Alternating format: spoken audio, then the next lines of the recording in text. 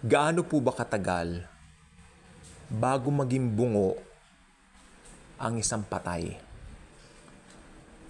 Well, ayon po sa mga eksperto, 5 years enough na para maging kalansay ang patay. Kasi po, meron po mga eksperto na kaibigan po namin na sila po kung tawagin po ay mambabangkay.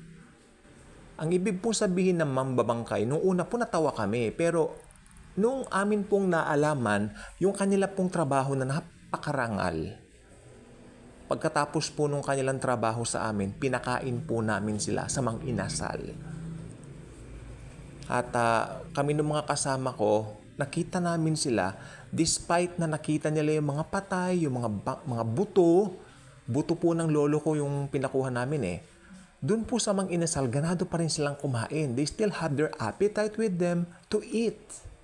Wherein kami, sa totoo lang po, parang okay lang, nakakain po kami. Pero kasi po alam namin sila, hinawakan nila and all that yung, di po ba, yung process ng pagkuha ng mga, pinalipat po kasi yung libingan ng lolo namin. So sumama po ako doon. Okay? Ang nangyari po, nailipat naman po at in-interview ko po yung isa doon na mambabangkay. He told me na after 5 years, enough na para ilipat yung buto.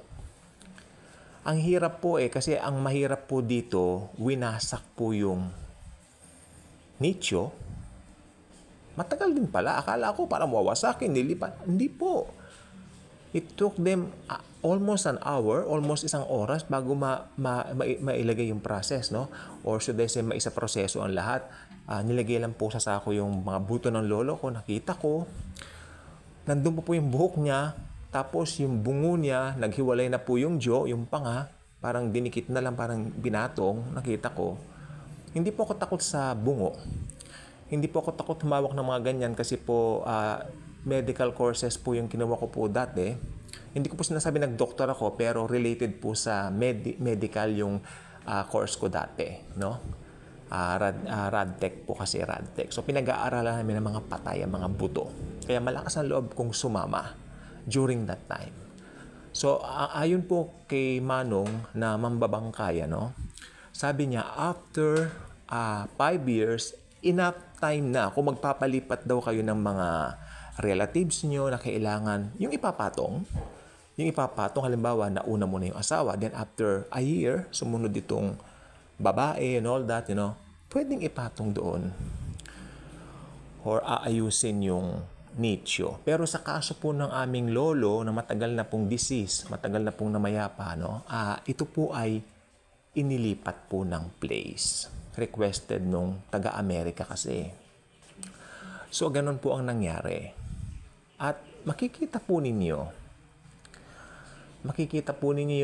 yung ipinabaon nila mga damit, yung barong Tagalog mismo na isinuot ng lolo ko, talagang makikita parang putik-putik na sa loob.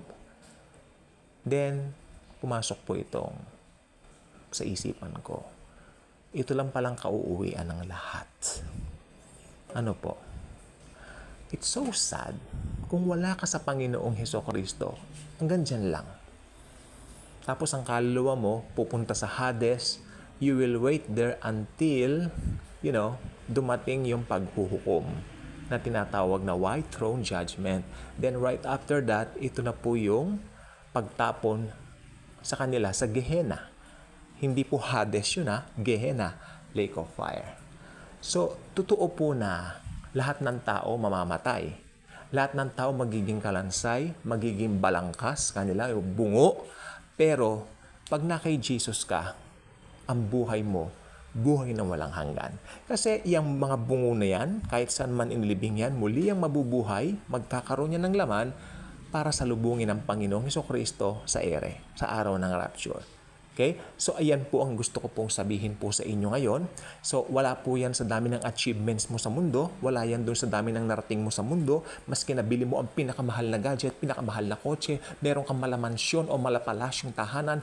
Kung wala ka sa Panginoong Jesucristo, ganyan din lang. Ako nakita ko po kung paano inalis yung buto, yung bungo. Naghiwa-hiwalay na po.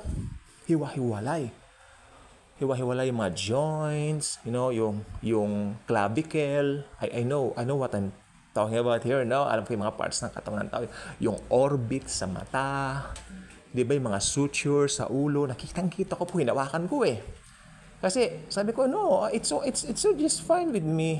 Sabi ko, kuya, kasi hinahawakan ko dati nung kami nag-e-exam kako.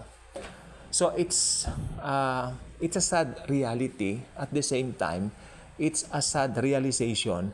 Kung makikita mo, yan ang kauuwian ng lahat ng tao eh. Mamamatay lahat. Bunga ng kasalanan yan. Okay? Kahit ikaw ang pinakamaganda, asahan mo, ganyan. Yung nasa larawan, ganyan ang iyong kahihinatnan. Pero kung nasa Panginoong Kristo ka, ang iyong kaluluwa ay papasalangit. At pag rapture na, bibigyan tayo ng bagong glorified body. Bubuhayin yung mga katawan natin. Okay? Hindi po natin alam paano ipraprocess ni Jesus lahat ng yan, pero mabubuhay po tayo muli with a glorified body like His.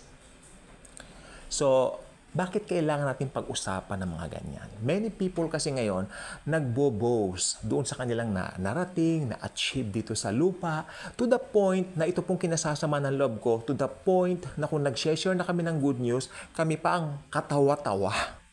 Kami pa ang parang pinagtatawanan na parang, wow. Parang for them, it's a waste of time. Pero ito pong titignan po natin, bungo, kalansay. Ganyan lang ba ang buhay mo? Na hindi mo nakilala ang King of Kings and the Lord of Lords, the only one who can save you.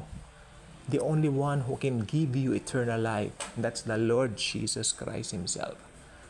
Ang dami po ngayong mga missionary sa Jerusalem, binaban. Sabi po ng isang nangangaral doon, si Sarah. Ay, panoorin niyo po ito Sarah Ministries for Jesus Christ. Ayun lang po nakalagay na title na alam ko. Nag-subscribe ako doon. Sarah Ministries. Ang ganda ng boses ng Koreanang kumakanta ng Shalom, Shalom. Kanya, ang galing ng boses. Ang ganda. Parang recorded siya na plaka o CD. Ang galing. So, anointed yung kasama ni Sarah. Si Sarah po kasi Amerikana. Siya po yung nangangaral.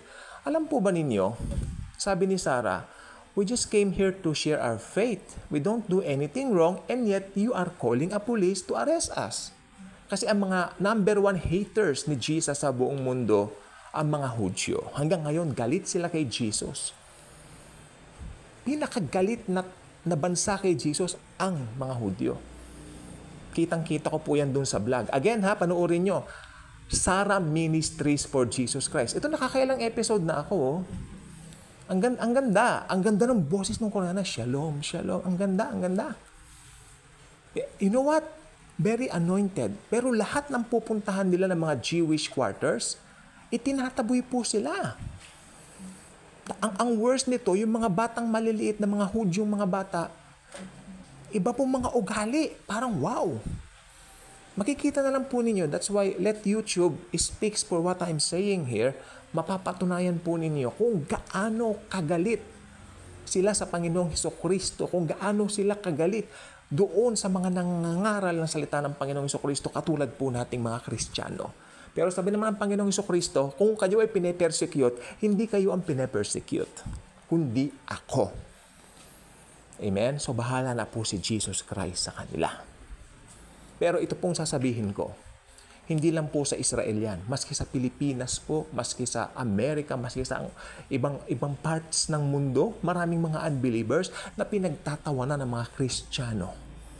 Ang mga followers ni Jesus Christ, tayo ang ginagawang sentro ng katatawanan. Pero ito pong sasabihin ko, may araw na darating na sasabihin nila, sana narinig ko ang gospel. Sana tumanggap ako sa Panginoong Hesus nung nabubuhay pa ako. Pero nasabi ng Panginoong Hesukristo, sorry, pero para sa'yo, huli na ang lahat. Huli na ang lahat. So habang may panahon pa, you really need to accept Jesus as your very own personal Lord and Savior. Kaya kung hindi ka pa nakasubscribe sa ating channel, I invite you to do so. Click the notification bell, share the wonderful love of Jesus and His grace. Yun lang po, and Jesus truly loves us all.